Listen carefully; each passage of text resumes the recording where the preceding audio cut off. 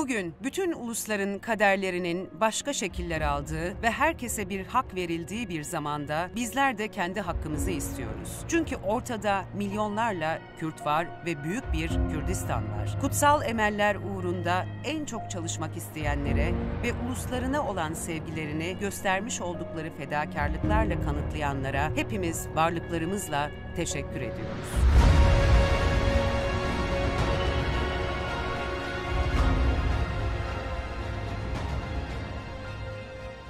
1900'lerin başı İstanbul, yani Osmanlı'nın başkenti olan İstanbul için çok hararetli yıllardı. Çünkü o dönemlerde artık çöküşe giden bir Osmanlı var ve Osmanlı içerisinde yıllardır azınlık olarak kalan milletlerin artık kendilerini siyasi arenada gösterme çabaları var. Arnavutlar, Ermeniler, bunlardan bir tanesi de Kürtler tabii. 1900'lerin başlarından itibaren Kürtlerin İstanbul'daki entelektüel yani mücadeleleri başlamış oldu. İşte ilkin 1898'de Kürdistan'da uzak da olsa, Kahire'de çıksa da ilk Kürdistan gazetesi çıkarıldı Miktat Bedirhan tarafından. Ondan sonra İstanbul'da en önemli diyebileceğimiz Kürt oluşumu, Kürt Taavvün ve Terakki Cemiyeti 1908'de kuruldu. Başında Nehri ailesinden meşhur Şeyh Ubeydullah Nehri'nin oğlu Seyyid Abdülkadir vardı. Ve onun yanında da gerçekten o dönemde hatırı sayılır isimleri bilinen birçok Kürt entelektüel grubu vardı. Yani hemen her çevreden vardı. Yani daha seküler çevre diyebileceğimiz Abdullah Cevdet'ten dindar ve milliyetçi diyebileceğimiz Said-i Kürdi'ye kadar, Ahmet Ramiz'den Halil Hayali'ye kadar birçok kişinin entelektüel bir tarzda içinde bulunduğu bir cemiyettir. Kürt Taavvün ve Terakki Cemiyeti. 1900'lerin ilk çeyreğinde kurulan Kürt aydınlarının öncülük ettiği yapılardan biri de ana omurgasını Kürt öğrencilerin oluşturduğu Kürt Talebe Hevi Cemiyeti'dir. 1912 yılında kurulan bu cemiyetin yayını olan Roji Kurt dergisi kapatıldıktan sonra Kürt öğrencileri Hetavi Kurt adında yeni bir yayın çıkardı. Hetavi Kurt dergisinin dikkat çekici özelliklerinden biri mahlas kullanılarak Kürt kadınları tarafından yazıldığı anlaşılan yazılara yer vermiş olmasıydı. Bu dergilerin bir özelliği de benim açımdan yani not etmek gerekiyorsa bir özelliği de ilk defa kadın isimlerine yer veriliyor. Mesela Kürt kızı diye bir mahlas kullanılıyor. Ondan sonra bir de Manisalı Kürt kızı diye bir isim var başka. Bu dergi de bu açıdan önemlidir. İlk defa artık kadın isimlerin de kendilerine yer bulduğu bir yayın oluyor. Birinci Dünya Savaşı'ndan sonra Kürtlerde şunu görebiliyoruz. Etnik vurgu, etnik kimlik vurgusu biraz daha güçlenmiş. Çünkü artık yeni devletlerin ortaya çıktığı bir atmosferdir. O yüzden Kürt Taali Cemiyeti kurulduğunda Kürt Taavvün ve Terakki Cemiyeti'nden daha farklı bir söylemle artık Kürtlerin statüsünün tartışıldığı bir cemiyet olarak ortaya çıkıyor. Bu esnada tabii ki Kürt Taali Cemiyeti'nin oluşturduğu bu atmosferin rahatlığıyla o dönemde Kürtlerin tarihinde yani yeni bir sayfa diyebileceğimiz bir gelişme yaşanıyor. Ve bu atmosferde ilk defa Kürt Kadınları Taali Cemiyeti isminde tamamen Kürt kadınlarından oluşan yeni bir cemiyet kuruluyor. Madde 1. Merkezi İstanbul'da olmak üzere Kürt Kadınları İlerleme Derneği adıyla bir merkez açılmıştır. Bu cemiyetin kurulması birçok açıdan önemlidir. En önemli tarafı ise tarihte bildiğimiz kadarıyla Kürt kadınların bir araya oluşturduğu ve Kürt ismini kullandıkları ilk cemiyettir. İkincisi ise bu cemiyetin çok değerli ve güzel hazırlanmış bir iç düzeye sahip olmasıdır, bir nizamnameye sahip olmasıdır. Ve bu nizamnamedeki Kürt kimliğine olan vurgudur. Bu açılardan bu cemiyet önemli.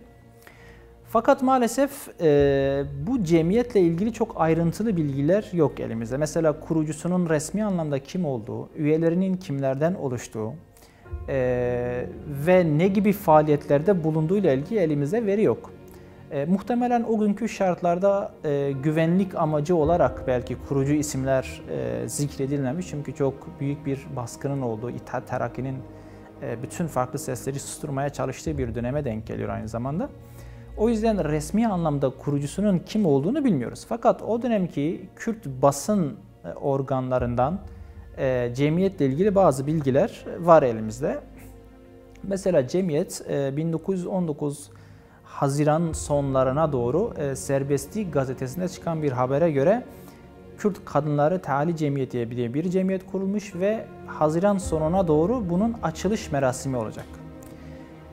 Neredeyse cemiyetle ilgili sahip olduğumuz en ayrıntılı bilgiler bu açılış merasiminde elimize geçiyor. Çünkü açılış merasiminde sahneye kimliğini bildiğimiz bir Kürt kadını çıkıyor. O yüzden biz cemiyetin kurucusunun da bu şahsın olduğunu düşünüyoruz. Bu şahıs Encüm Yanmülki'dir. Haziran sonlarında yapılan merasimde Encüm Yanmülki bir açılış konuşması yapıyor. Ve bu açılış konuşmasında derneğin tüzüğünden bahsediliyor, derneğin amaçlarından bahsediliyor.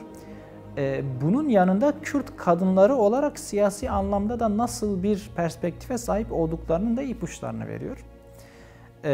Encüm Yanmülki mesela o günkü konuşmasında en ilginç nokta şu, şöyle bir ifade kullanıyor, kendi ifadesini aktarayım. Diyor ki milyonlarca Kürt ve kocaman bir Kürdistan var ortada. Bu insanların da artık kendi adlarına bir talepleri var ve bunun dünya konjonktüründe artık kabul edilmesi lazım.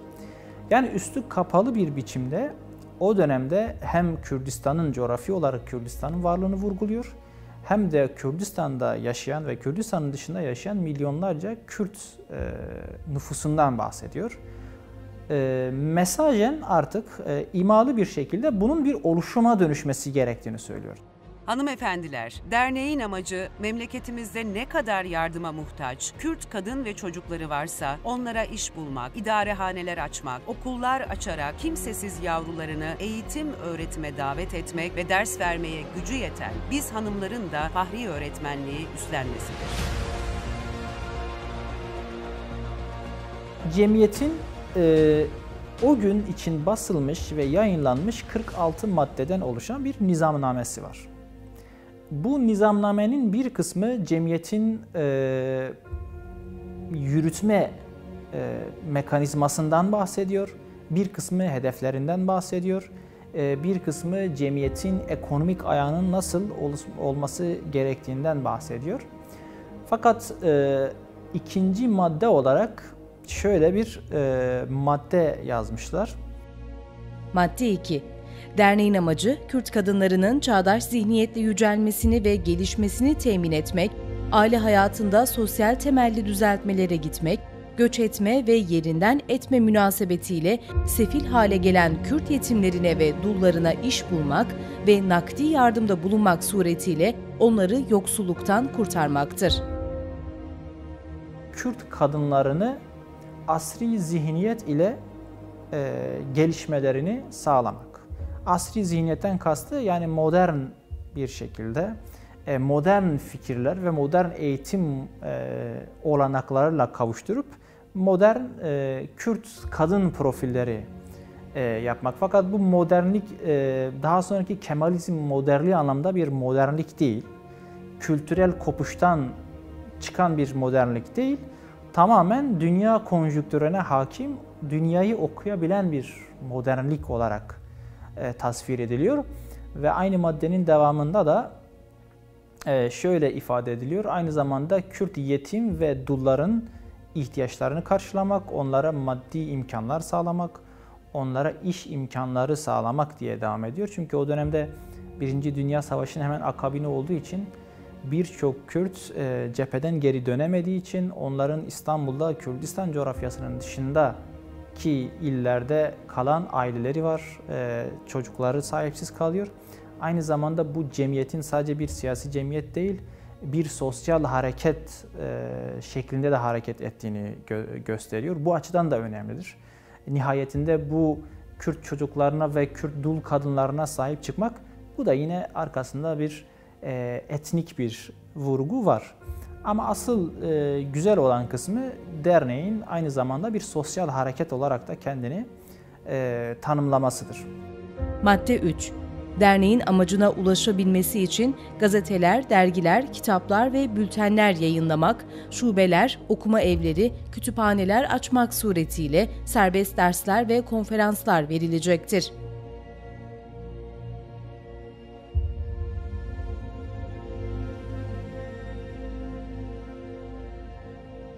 Madde 4. Üçüncü maddede işaret edilen dernek mesaisiyle yapılabilecek girişimlerden başka, her bir Kürt hemşire derneğin gayesi için ve amacının gerçekleşmesi için ortaya çıkan fırsatlardan istifadeyle lazım gelen telkinatı yerine getirecektir. Bu telkinat, milli uyanışı da beraberinde getirecektir. Derneğin resmi kurucu ve üyelerinden hakkında çok bilgimiz yok, fakat açılış merasiminde Encüm Yamilki'nin açılış konuşması yapmasından kuvvetle muhtemel derneğin kurucusu Encüm Yamilki'dir. Encüm Yamilki önemli bir isimdir. Şu açıdan önemlidir. Encüm Yamilki aslında geldiği aile önemli bir ailedir. Çünkü Encüm Yamilki Mustafa Paşa'nın kızıdır.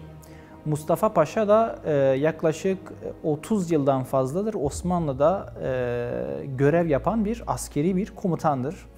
Yani Mustafa Paşa gibi devletin çok kilit bir yerinde olan birisinin kızının aynı şekilde aynı zamanda Kürtler adına bir kadın cemiyetinin kuruculuğunu yapması bence dikkate değer bir noktadır. Kürt Kadınları Teali Cemiyeti'nin kurucu ve üye listelerine henüz ulaşılamamış olsa da dönemin kadın dergisinde Kürt kadınlarının yer almış olması aynı isimlerin Kürt Kadınları Teali Cemiyeti'ne de öncülük etmiş olabileceğini göstermektedir.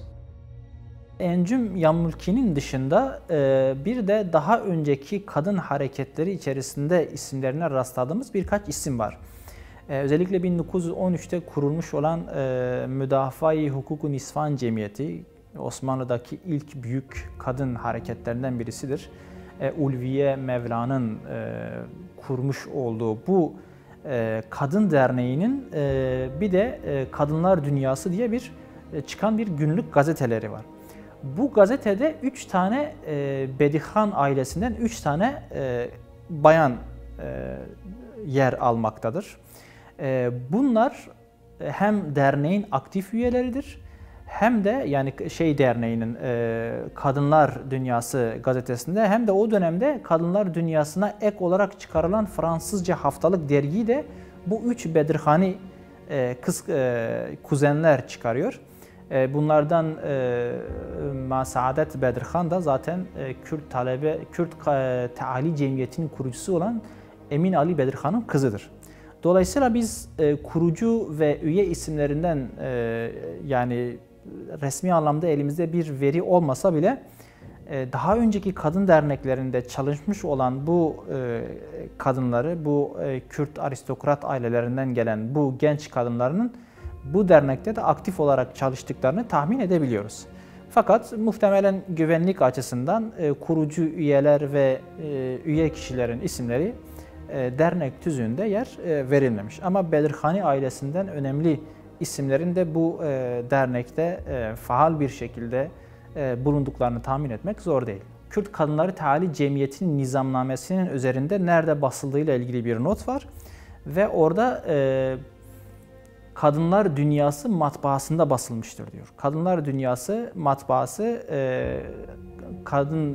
Kadın Hakları Koruma Derneği olan derneğin matbaası. Yani Ulviye Mevla'nın başını çektiği Kadın Hakları Derneği'nin matbaasıdır. Kadın Hakları Koruma Derneği 1913'te açılmış olan derneğin kurucusu olan Ulviye Mevlan zaten su ismine de anlaşılacağı gibi Mevlanzade Rıfat'ın eşidir. Mevlanzade Rıfat Süleymaniyeli bir Kürttür. Çok aksiyoner bir kişiliktir. O dönemde Serbestlik gazetesinin baş yazarıdır. Ve çok dinamik bir Kürt milliyetçisidir. Zaten Ulviye Mevlan kendisi Çerkezdir ve Ulviye Mevlan kendi anılarında bahsederken de der ki Kadınlar Dünyası gazetesini çıkarmak tamamen benim eşimin fikriydi. Onun teşvikiyle bunu çıkardım. Ve aynı zamanda Mevlanzade Rıfat'ın Bedirhani ailesiyle de arası çok iyidir. Dolayısıyla Mevlanzade Rıfat yani Ulviye Mevla'nın eşi olan Mevlana Rıfat büyük bir muhtemelle Bedirhani ailesindeki kadınların da bu cemiyette bir tecrübe sahibi olmaları ve bu cemiyete çalışmaları da sağlamıştır. Zira Kürt Kadınları Teali Cemiyeti'nin kurulduğu yıl olan 1919'da Kadınlar Dünyası Derneği'nin ara verdiği bir dönemdir. Çünkü bir yıllık bir ara veriyorlar. Muhtemelen o ara vermede Kadınlar Dünyası'ndaki Kürt kadınları bu boşluktan yararlanarak Kürt Kadınları Teali Cemiyeti'ni kurmuşlardır. Bu da bize şunu gösteriyor. Cemiyeti kuran Kürt kadınları aslında daha önceki cemiyet olan Kadınlar Dünyası Cemiyeti'nde de aktif rol almışlardır ve onun imkanlarından yararlanmışlar. Dernek ne gibi sosyal faaliyetlerde bulunmuş? Onunla ilgili elimizde maalesef çok az veri var. Biz sadece şununla ilgili elimizde bir bilgi var. Cemiyet kurulduktan kısa bir süre sonra bir toplu sünnet merasimi düzenliyorlar. Yaklaşık 200 tane kimsesiz ve yetim çocuğun Şişli Etfal Hastanesi'nde bu derneğin çalışması bünyesinde sünnet edildiğini biliyoruz. O dönem için aslında önemli bir sosyal girişimdir. Çünkü o dönemde Osmanlı'nın ve bilhassa İstanbul'un en büyük sorunu yetim çocukların çokluğudur. Özellikle diğer azınlıkların çocuklarının yetim kalması sorunu var, büyük bir sorundur. Cemiyetin öyle bir dönemde 200 tane gibi az olmayan bir rakamdaki yetim çocuklarını sahiplenip onların sünnet merasimlerini düzenlemesi önemli bir harekettir. Cemiyetin faaliyetleriyle ilgili şu an için elimizde maalesef bir tek bu bilgi var.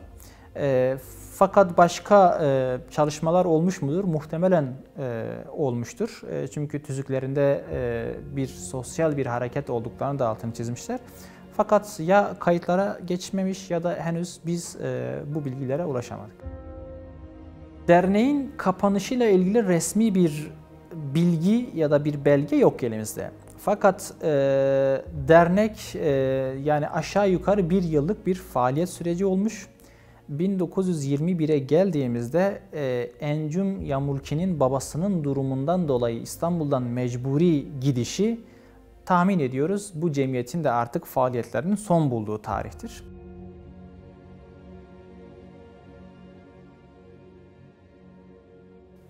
Bundan 100 yıl önce kurulmuş Kürt Kadınları Teali Cemiyeti bugün biz Kürtler için ne ifade ediyor diye soracak olursanız benim şahsi kanaatime göre son derece önemli bir şeydir. Bugün dünya siyasi mücadele içerisinde kadınların yeri artık tartışılmıyor. Ve Kürt kadınlarının bu mücadeleye bundan 100 yıl önce başlamış olmaları, tarihe böyle bir not düşmüş olmaları son derece önemlidir. Ve bu kadınlar o dönemde bu hareketi yaparken özellikle Encüm Yamulki'nin açılış konuşmasında şöyle bir noktaya değinir. Der ki 1. Dünya Savaşı'nda hangi milletlerin kazanıp hangi milletlerin kaybettiğini öğrenmek istiyorsanız o milletlerin savaş esnasında kadınlarının verdiği mücadeleye bakabilirsiniz diyor. Bu Mevlid-i Şerif, Kürt olan ve Kürtleri seven saygıdeğer hanımlarla ilk temas oluyor. İnşallah bunun gibi birçok toplantı, konferans, müsamere vesaireler bizi birbirimize tanıttırır ve tanışmaktan milletimize pek hayırlı yararlar doğar. Dernek, milletin yaralarını sarmak için fedakarlığımıza muhtaçtır. Her Kürt bize yardım etmek için elini uzatır ve her fedakarlığı başarıyla yaparsa ulusal isteklerimizin de gerçekleşeceğini göreceksiniz. Cenab-ı Hak ulusumuzu her zaman bahtiyar etsin.